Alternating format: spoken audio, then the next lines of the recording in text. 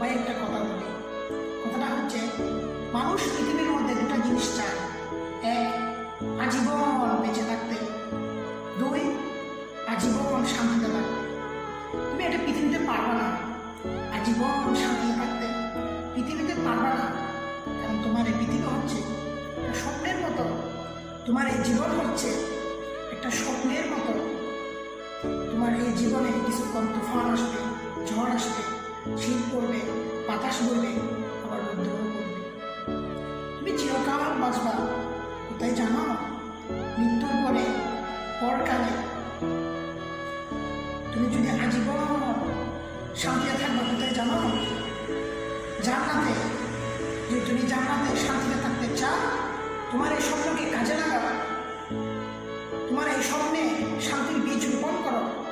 যদি তুমি শান্তির বীজ রোপণ করো, তাহলে তুমি জান্নাতে আজীবন শান্তিতে থাকতে পারবে। এই শান্তির বীজ কি জানো?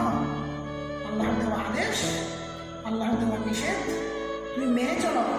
যদি তুমি আল্লাহর দেওয়া আদেশ, আল্লাহর দেওয়া নিষেধ মেনে চলো,